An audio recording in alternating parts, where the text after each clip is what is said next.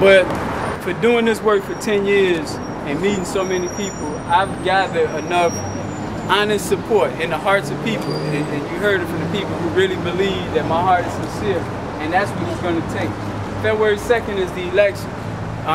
And the traditional politicians tell you got to do this, this, and this to win.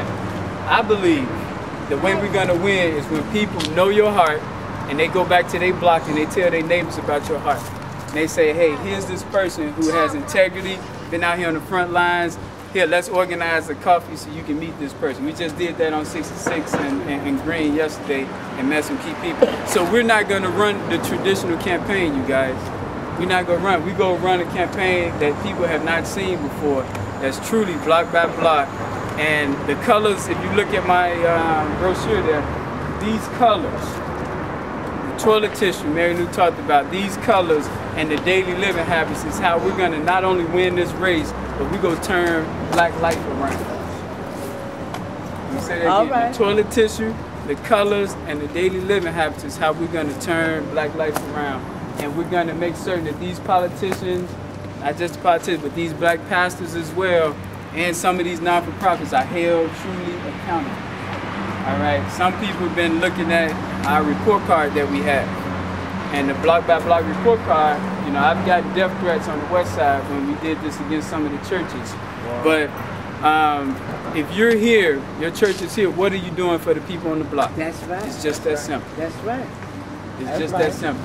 The people on the block said you had an F. Wasn't me said it, was the people on the block. I just had the courage enough to bring it to you and say, here's what they said. Yeah. All right. And the Sun-Times picked the story up, put it in the newspaper, and they hit a firestorm, and they had a fit. They was upset. They organized. They called meetings and wanted to yell and scream. How can you embarrass the church? And they was yelling at me, but it wasn't me. It was the people on the block. Right. But the point of that, I have that type of courage because what I seen overseas and what God showed me vision-wise, we can't let nothing stand in the way of having that courage to go after whoever, whenever, so that we can create the changes. The people who've been murdered, 204 murders so far this year, who was representing them? Who was out there fighting for them? So when you had these incumbents who's in office right now and they just do the Democratic thing, come together at big fundraisers and events, but not out here on the block, it's time out for that. It's time out for that. When we was walking up, the treasurer and she was saying, what you gonna do when you get in office and the Democrats say, okay, Mike Madigan, who's the head, and I know you connected, you know these people, when they say, okay, you're a Democrat now, I'm the House Speaker, you gotta do what I say do. She asked me what I'm gonna do when he say that. And my quick response is, we're not gonna wait for that.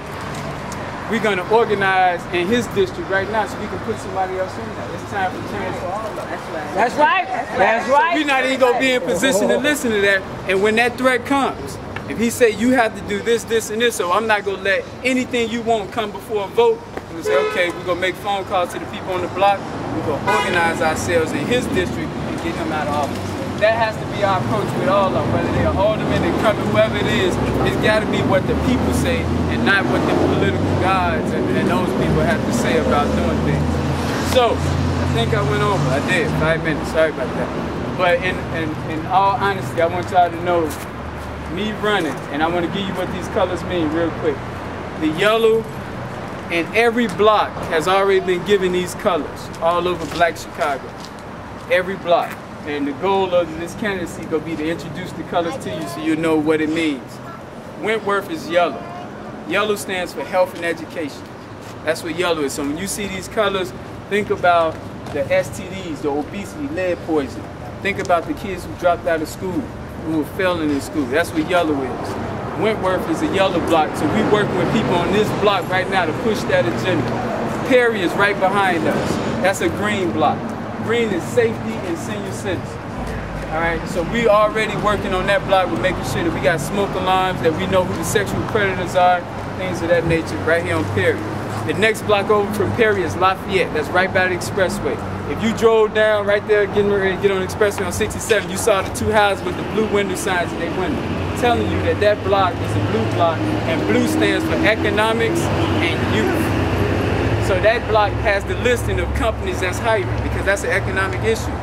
on that block, they working on making sure people got budgets and savings and know how to invest. That's what Lafayette is doing. And also the trips that we do every month, taking kids out of town. So that's what Lafayette is doing. This is this one village, Perry, Lafayette, Wentworth, them 3 colors.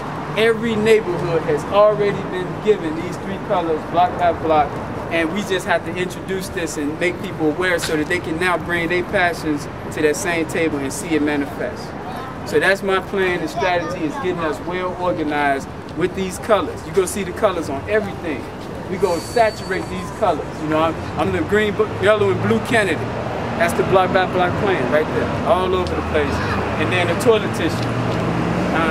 This is a black-owned store here in Cadillac. So the out-of-town trips we do every month, when I'm in the 32nd district, that mean more out-of-town trips for our kids. Instead of hanging out, they traveling, they going places. They talking about what happened in New York, in DC. Right. So that's what's gonna happen when I'm in office. What's gonna happen on the education front?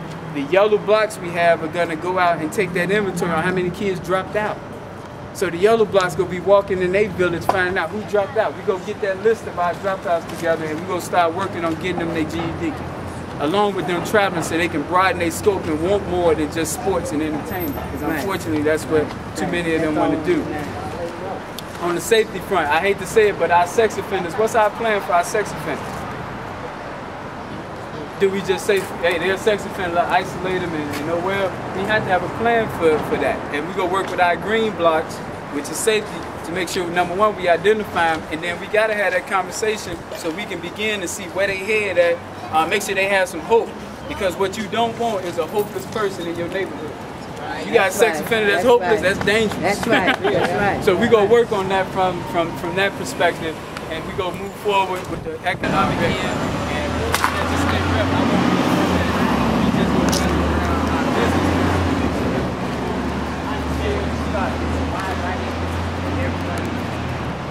Out of here. We'll see. Hopefully, we'll get this on tomorrow. I send you an email. All right.